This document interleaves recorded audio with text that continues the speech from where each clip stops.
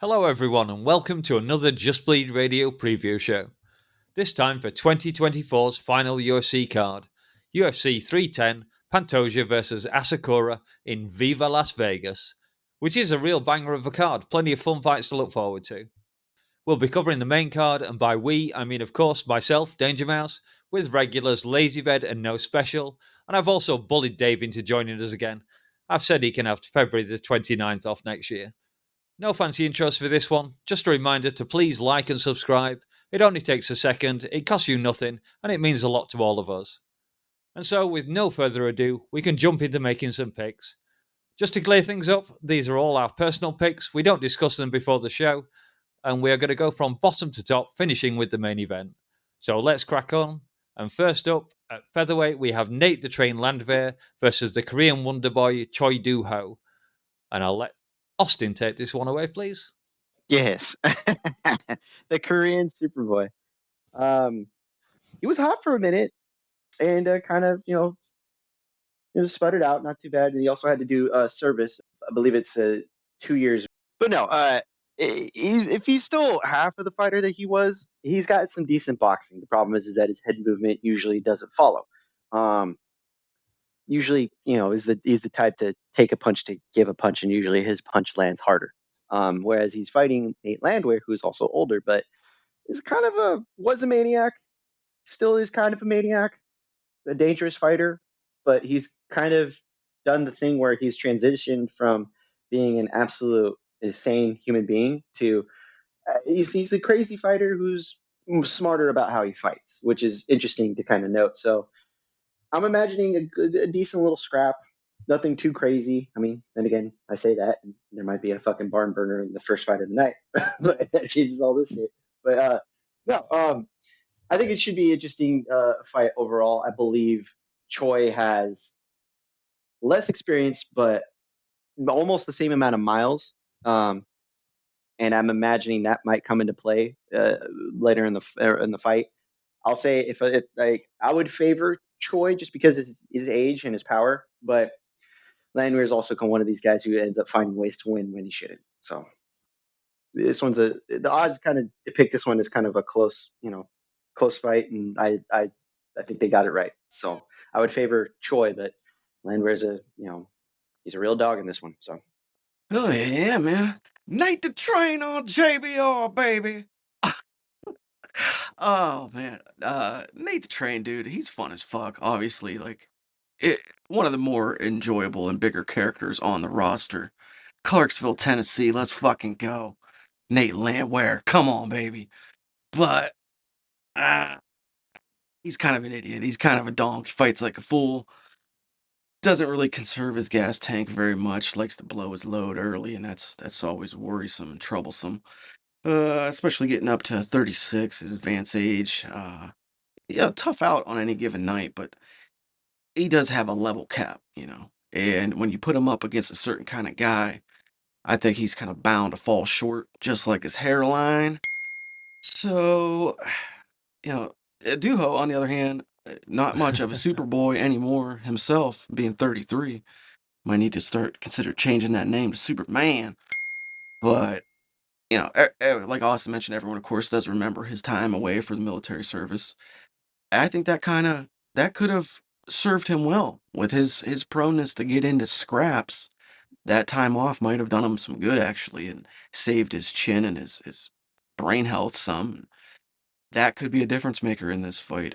His ability to take a little bit more damage than Nate Landwehr, even though Nate is very tough, but he looked great from what I recall against Bill Algeo in his return, but I don't know. Since I got to pick, I think I'm gonna say Duho Choi whips Nate the Train's ass and sees what happens. Korean Superboy by decision, and look at these biceps. Dave, who are we going for? I'm gonna go with Nate the Train on this one. There's not much difference in these guys if you look at all their stats.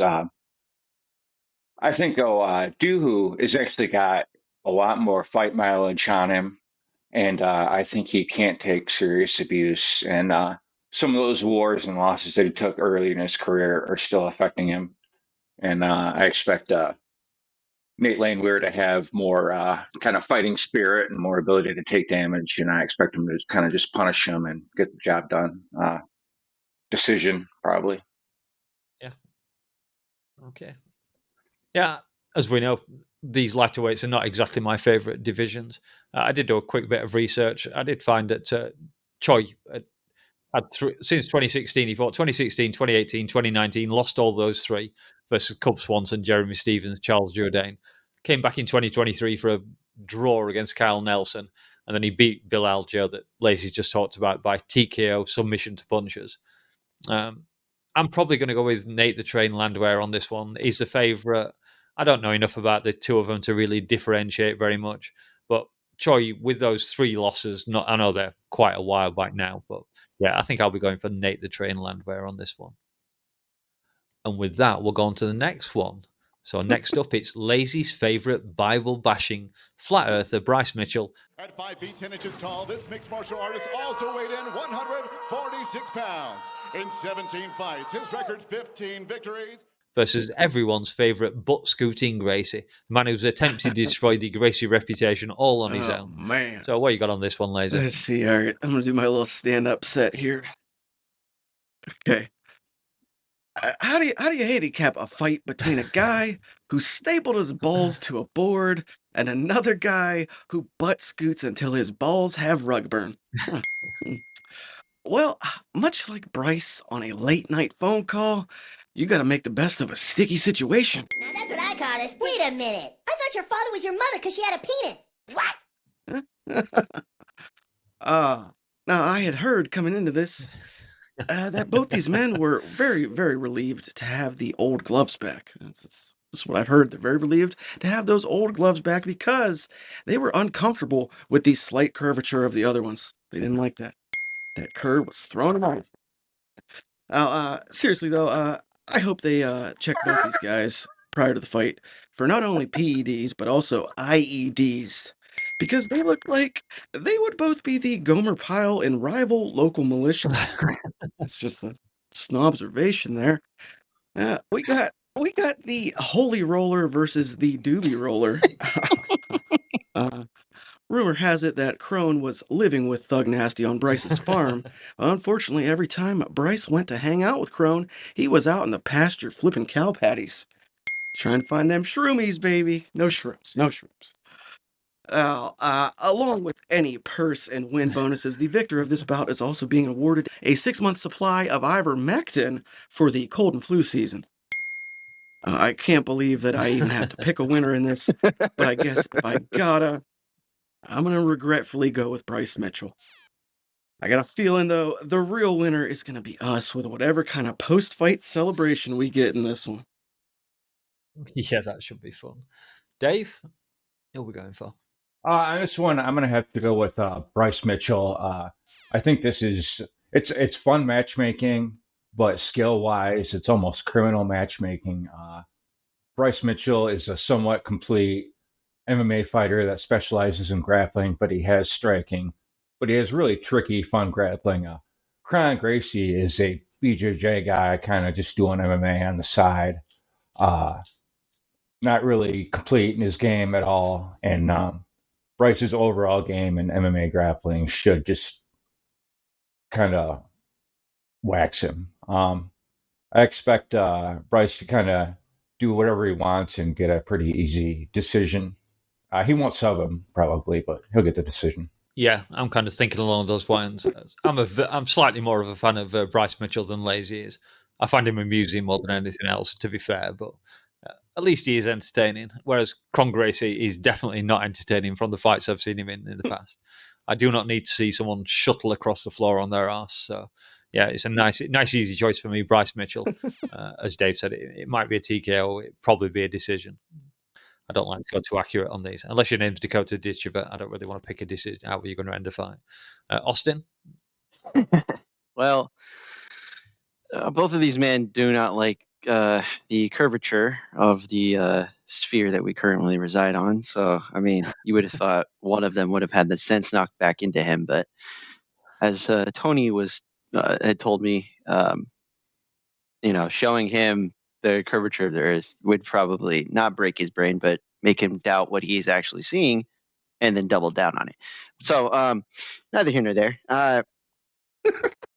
Maybe that's why Kron butt screws. Maybe he's afraid of falling off the earth. There's interesting theory about listening to someone talk about Kron not too long ago. The reason why he did butt scoot is because his father or family told him that was the way that they wanted him to fight, and he basically made it a point to show them that jiu-jitsu does not work in MMA. Is what I remember hearing. Now again, I might kind of be half in or half out on how it was actually come up with or said, but what I was listening to, they discussed why he did it, and this is secondhand information. So Kron was basically told, scoot like we do in jiu-jitsu, and this is going to work against your opponent. And Kron made it a point to show him, like, no, this doesn't work, guys. We can't do this. I mean, if you remember when he fought Cub Swanson, he stood with him, and he was kind of competent.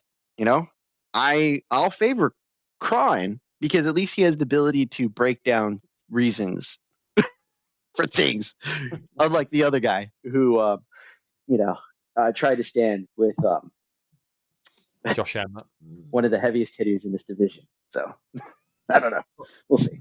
The mileage is there's no mileage that we have to actually worry about in this one. The craft is literally whoever goes to the ground first and controls the grappling. It's probably going to go to Kron, and unless Mitchell is good with his top game like we believe he is, that shouldn't be an issue. But even then, Bryce Mitchell doesn't usually play to the best game plan that he has. So we'll see. I'm gonna choose Kron off a whim. Probably not the best pick, but we'll see.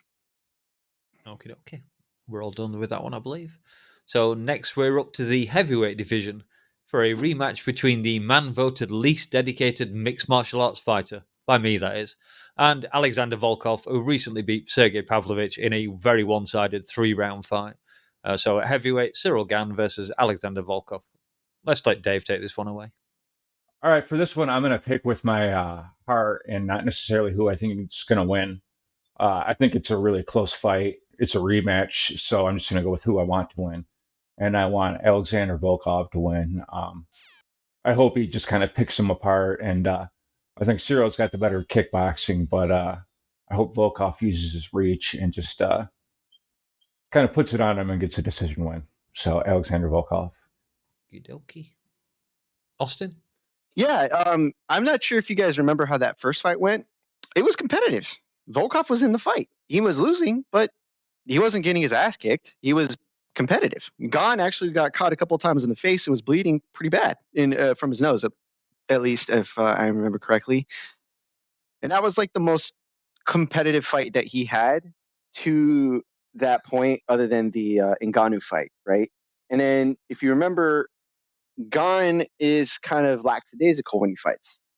I mean, look at what happened when he fought Tai. Yeah, he's killing him with the body shots and landing a couple of good, kicks to the head, strikes to the head. But like he gave him an opening, a lazy opening, and nearly finished him. And it's not that Volkov maybe will find that. I think Volkov is well-rounded enough and is on a current win streak, I believe, of 4 or 5 wins. And he's looked like he's putting it all together. Like, even though he's a little older, but this is heavyweight. You can be 40 and still be a champion. And he's not 40 yet, and he's still getting better, thankfully. I'm going to pick Volkov as well for this, for the reason of consistency. If you're not fighting very often, you're not getting better. If you're not, getting better, you're going to lose momentum. And pretty much, I think Gane has lost a lot of momentum. I think he was off shooting a movie or something, and he's not the guy who fights all the time anymore. So I'm going to go with the guy who's been fighting more often as of late, even though the talent is gone. Volkov has the workman-like resume to show that he still can win. So I'll go with Volkov as well. Okay. Lazy? Yeah, well, having those two guys go first got me questioning things here. Huh. Yeah, me too. Yeah. Well, I will say that unlike Austin, This is a rematch of a fight that I barely remembered. I had to go back and rewatch it just to refresh myself a little bit. It was a good fight, a competitive fight. DangerMouse, I believe at one point you have called Cyril Gahn the cheesemonger, and that's always stuck with me. So whatever. A cheese eating surrender Oh, monkey yeah, is what I okay, call yeah. them. Yeah. So that's always stuck with me. Cyril Gahn the cheese. I don't know, man. Gahn's stock really plummeted after the Jones matchup, rightfully so. One of the worst showings from a supposed championship caliber fighter in my recent memory. He's clearly the superior athlete in this matchup, like by leaps and bounds.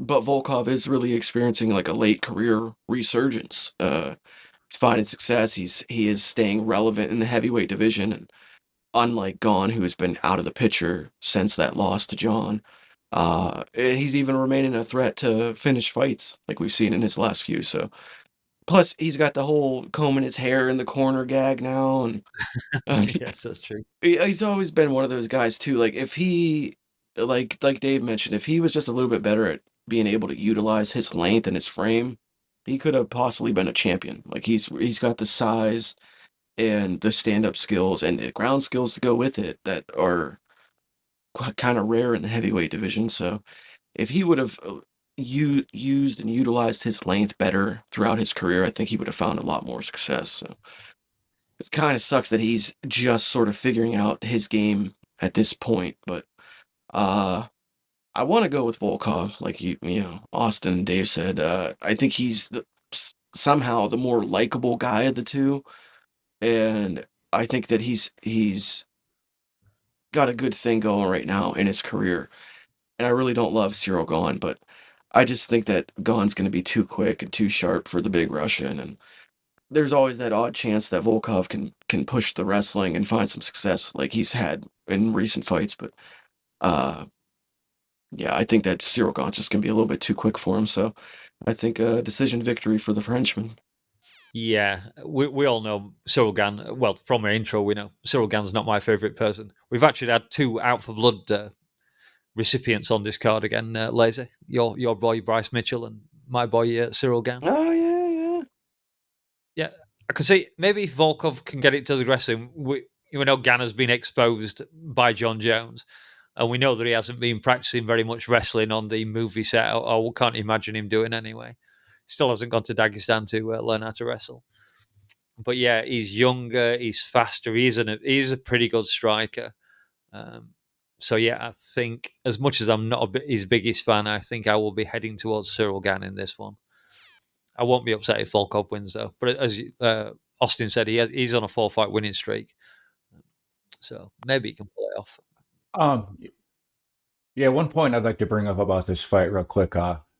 Volkov hasn't lost since he got beat by Tom Aspinall, and he left and he went to Vegas and has been training at a bigger gym in the Vegas area, while Gahn is still training with Fernand Lopez in France. So I don't know if that'll affect things at all, but I have more faith in the Vegas gym than Fernand Lopez. Yeah, just looking actually, yeah, both of these guys have fought Taito Ivasa, and Volkov did put him away in 2 rounds, whereas it took Gahn, I believe, 3.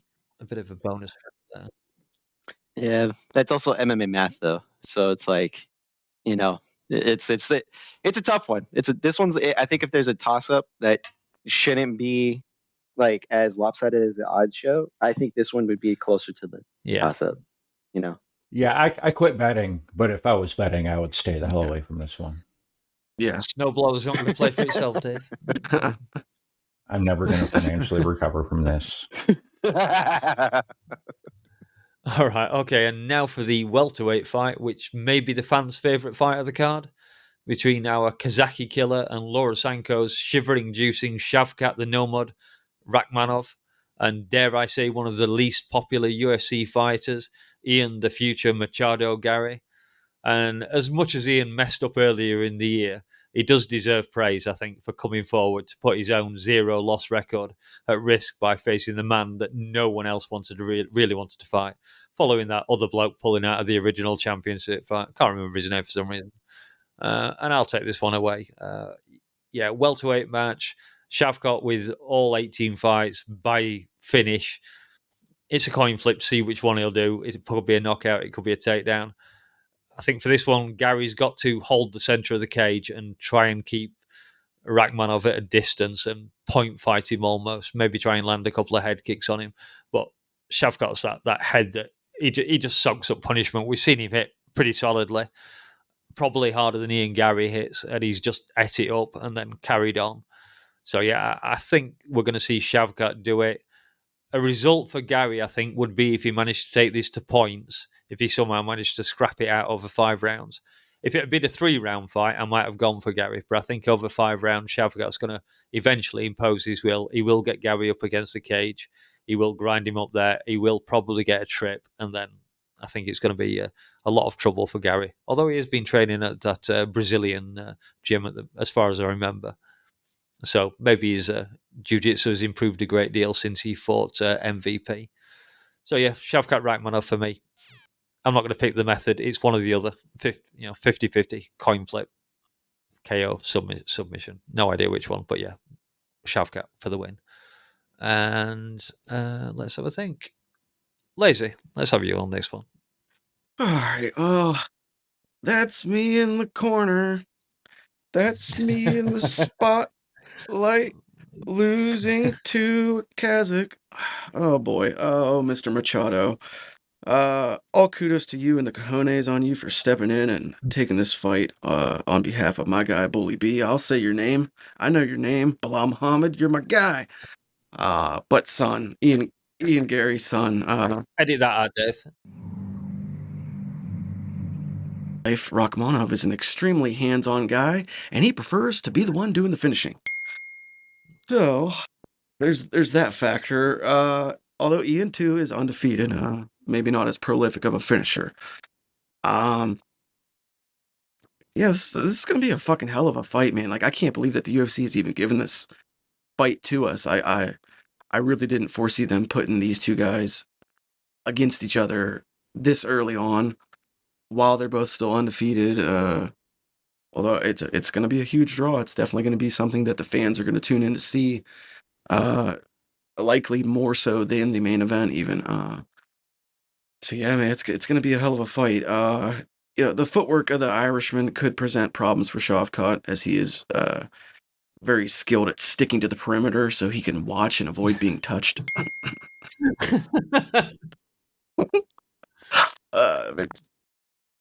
On a serious note, though, it's a good stylistic matchup, actually, for Gary, I think. Shavkat is a bit of a marauder. He likes to press forward, and that works right into Ian's hand as a precision counter-striker.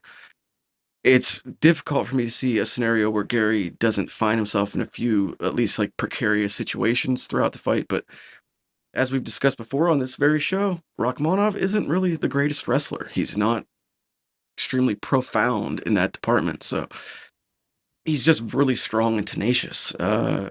Should this thing stay mostly contested as a kickboxing match, I can honestly see Ian pulling out. You know, like Danger said, a points decision. I think that's a possibility. So if it does get gritty and get to close quarters, I gotta favor Shavkat. But it's kind of a coin flip, and someone's O's got to go. So I'm gonna buck the fucking trend, and I'm gonna go with Ian Gary by decision. What the fuck am I doing? Oh, you got a date with his wife or something? I Ian don't Gary know. Oh my decision. god. Oh my god. Somebody had to do it. Wonder what the odds on that are. Somebody check. Are you trying to replicate main card minute here by picking all the underdogs? I didn't even realize. Oh my god. As you said that, Austin, why don't you take us around this one next? Who you got on this one? I'm flabbergasted, but fine. Okay. I think we all are. You know what? I can see where he's coming from on this, because Ian is that dude who avoids certain risks and consistently looks for manageable success. Consistency, right? In the fight that they shared with Neil Magny, or not Neil Magny, which I think they actually both fought Neil Magny, but Jeff Neal. Jeff Neal pushed Shavkat to the brink, made it a hard, tough fight, although Jeff Neal missed weight in Shavkat's fight, and I'm not sure if he missed weight in the Gary fight, but both showed that they had limits. I mean, hell, even in Gary's last fight against Michael Venom Page, he realized that striking with a better striker was not optimal, especially after he got hurt. And just strangled any hopes of trying to be exciting in that fight. But also, he's aware. He's self-aware in there. Not a lot of fighters are. If you need to change a game plan, you do it. Shavkat's the kind of guy that's I'm going to do the thing, and if it doesn't work, I have a plan. Adjacent to my original, but it's not a plan B. He's just I got other things I can use, and he uses them. He didn't really strike with Wonderboy. He just took him down and submitted him. Although he kind of had an injury going into that fight. And interesting enough, I believe as size, both of these guys are usually the taller guys in their fights. I believe this is going to be like, unlike MVP, I think they're well-rounded enough to challenge each other in each area. Although Gary would like to be a better, think he's a better jiu-jitsu guy. Grappling with Shavkat is more like being tossed on your head and then being pounded into the ground, whereas Gary's gonna, sit on his back and sit on yours, backpack you. Yeah, that's normally Mrs. Gary's position, being thrown on the black and pound. God damn it. I feel bad for her, man. I don't think she's that bad person, but whatever. Anywho, starting here today. I truly believe Shavkat will win, but I don't believe he'll get a finish. He'll get a close decision because I think Gary is capable. I'm not going to say finish. I'll say a split decision for Shavkat is what I will say. And I think to Lazy's point, I believe this is like the best. If they weren't fighting for the title, either of them undefeated, this was going to be the result, like the closest thing that we get to that anyways. They should be fighting for the title. Unfortunately, Bilal's injured, and yes, like Mouse did not want to say his name. Bilal Muhammad is the current champion. He'll fight again. The turnaround was going to be short for him. Unfortunately, he had a legit injury. Not like and I also I would favor Bilal against Gary, and I will also favor Bilal against Shavkat, depending on how that fight went. But we'll see. And then Shavkat should win. I don't believe he'll get a finish because Gary's good. Gary's good. All right, Dave, who you got on this one? I'm gonna go with Lazy and go with Ian Machado, Gary. I've always said MMA math doesn't work. Styles make fights. Shavkat isn't really great anywhere, but he's good everywhere. If he was great at anything, it would be his killer instinct or his fight finishing instinct or capitalizing on weird positions or mistakes from the opponent.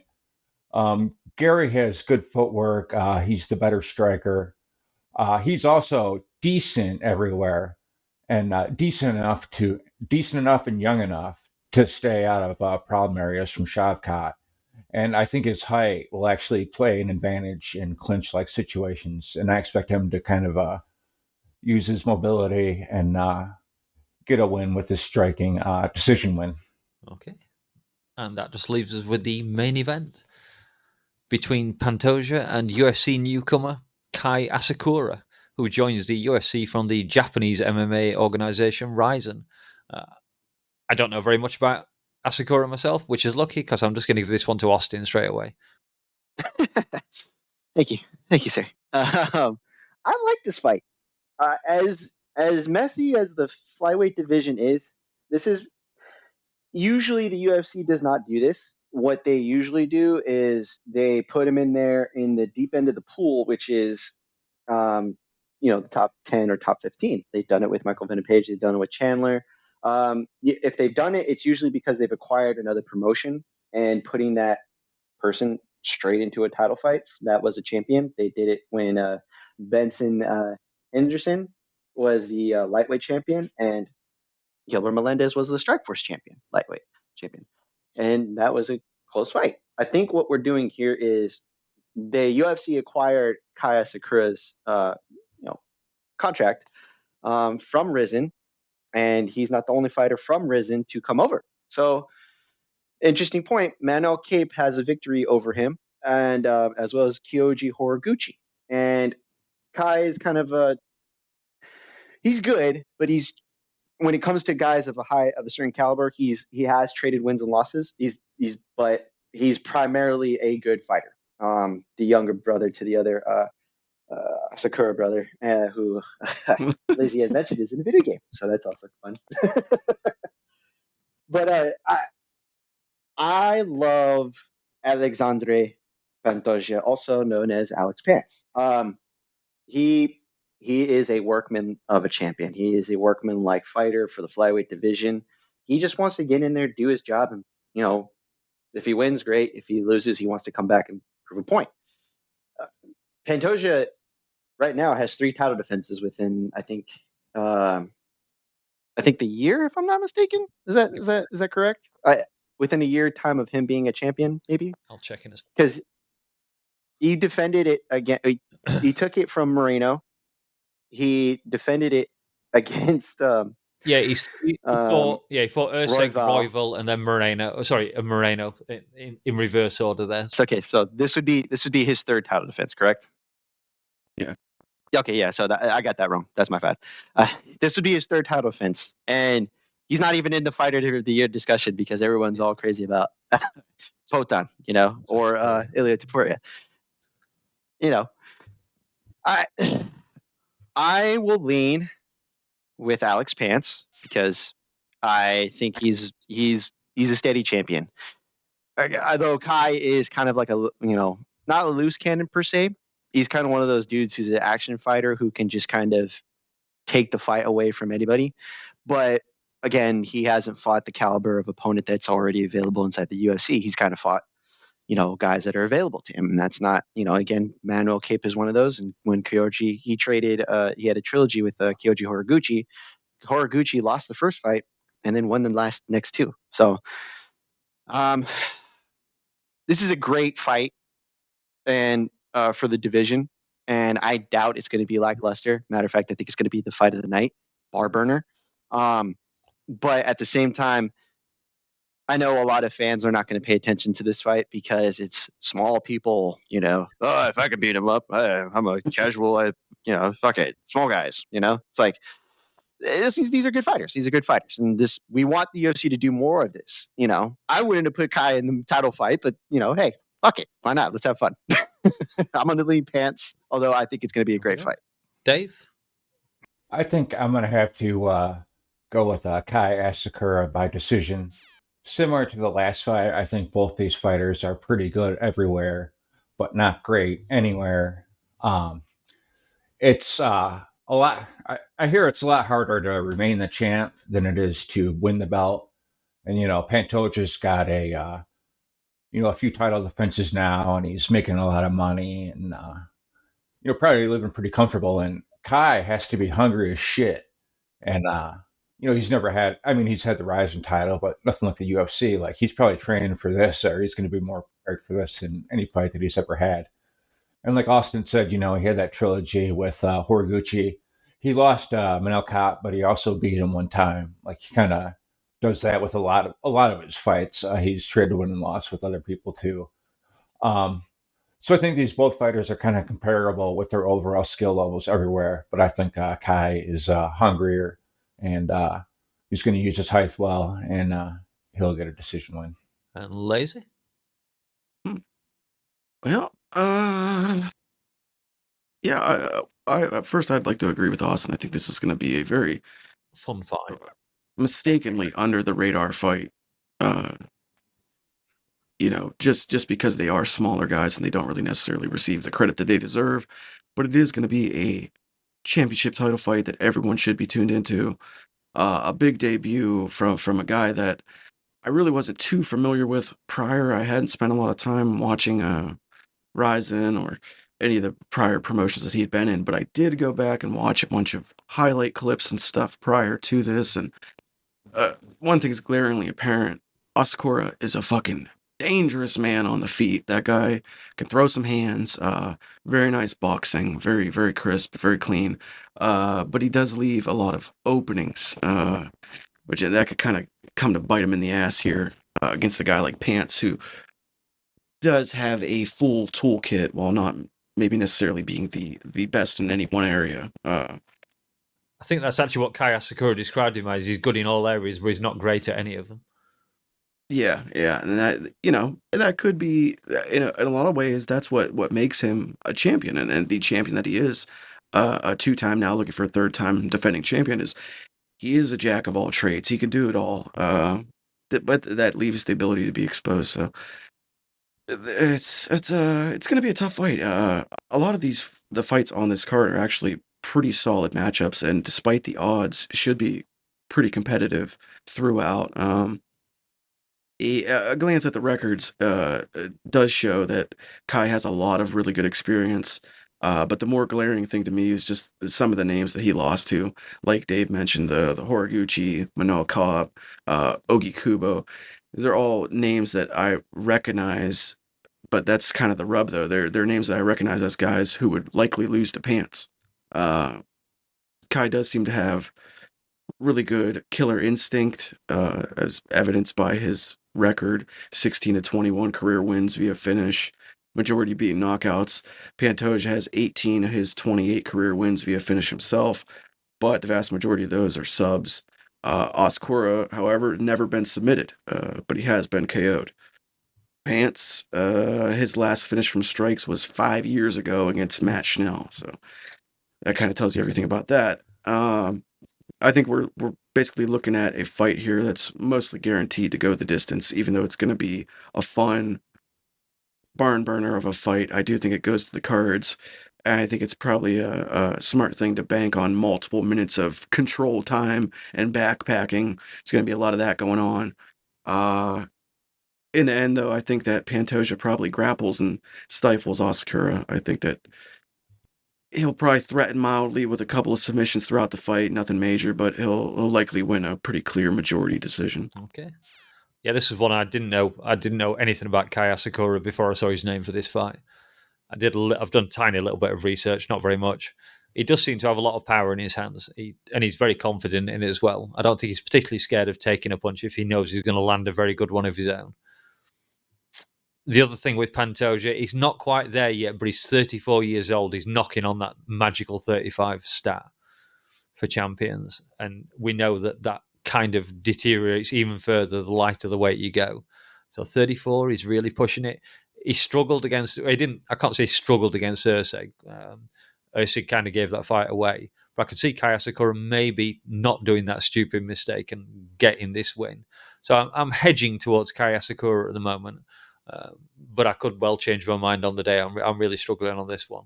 I really would like to see what a couple of other MMA commentators say about Kai Asakura. But for now, I'm hedging towards Kai Asakura, I think. So yeah, you can put it down. Boo! Make a decision. Well, he did make a decision. He said Kai Asakura. Okay. You sound like you weren't. You were just kind of waffling. No, that's your deal. You're the waffler, Austin. Yeah, the waffle house. What do you mean? I pick and I stick with it. Oh, one cool tidbit about this fight, though. If Pantoja is able to get a finish Saturday, it'll be his 7th in the UFC in the flyweight division, and that'll tie him with Mighty Mouse and Figgy for the most finishes in flyweight history. Interesting. Ooh. He's currently at second, tied at second. One kind of interesting thing, too, is I believe that Pantoja trains with Horiguchi. And I think they've been, they're both ATT, right? Pantoja's ATT, I'm not right? sure. Yeah. That I don't know. Yeah, they've been training together. Yeah. I'm certain of it. Yeah. And so Horiguchi's got all this experience with Asakura, so that might lead into... That was some years ago, though, wasn't it? It wasn't the most recent fight. Yeah. So hopefully he's improved since then. Yeah. Just having a quick look at the card now. The other one that leaps off the card, we don't have to pick this one if you guys don't too, but Movsar Evloev versus Aljamain Sterling. Mozart by strangle. It's crazy that that's on the prelims. Like, that's fucking nuts to me that that's Yeah. on the prelims. I've got the card in front of me. I saw that one. It's the one that leaps out, apart from, I guess, Dominic Reyes versus Anthony Smith, who will win on paper, no doubt. This card is kind of stacked. I mean, it's stacked with names. You got Guida versus Chase Hooper, Chiesa versus Max Griffin, Joshua Van's coming back. You got the Weidman Anders. Oh yeah, that's what I was just going to bring up. Michael Chiesa, who Lazy may or may not have spotted it at a dispensary this morning. Oh, and my boy Yeah. Ryan Battle's back, taking on Rude Boy. Wow, this is a good card. This is a good card. Chris Weidman, Eric Anders, catchweight. That's Austin's fight of the night, right? Chris Weidman versus Anders, your boy is it? Austin. He's still my boy. Still your boy. Still my boy. And everybody, thank you. And this is still my boy. His father's so proud. Even if he pokes Sanders' eyes out. Double jab to the eye, yeah. Weidman special. All right, I guess that's just about it for us now. We'll have to see how we do with these picks on Saturday. If you've made it this far, thank you for listening. Don't forget to like and subscribe. Maybe leave us a comment. And we will see you for the weekend roundup for this card when it eventually happens. And that's it from us. It's been a long night, so let's get the hell out of here. Yay! See you guys. Have fun. Bye. Do your thing, Dave. Later. Make a mess at the end, like you normally do. Fun mess. Fun mess. I eat mess. Yeah. I'm stopping recording. Heat a pot noodle, which is really, really tasty. But it went through my system like a, I don't know, like a rat in a drain pipe when I got home this morning. So I'd had that. I had a cup. Oh no! We lose, Dave. Has he gone? I can't see him. I've got that screen covered up. He stopped talking and he disappeared. Yeah, he's gone. Well, on the bright side, we haven't covered very much of this. Restart it. Maybe. All right, no, I'll fix it. I'm just going to start over. There it is. Okay. I had one of those. I had a fajita pot noodle, which was really, really tasty. But it went through my system like a, I don't know. He must be some type of microphone He issue. lost Dave again. He'll be fine. God damn it, Dave. He'll be. Yeah. Okay. Okay. There he is. Yeah. All right. Okay. And watched a dead man's TV and drank coffee all night. Then came home and had a pot noodle and some porridge and shit your brains. Chatri. At the door. It's stuffing is actually taking the thing and shoving it up the bird's ass. That was me. I was gonna say that sounds familiar.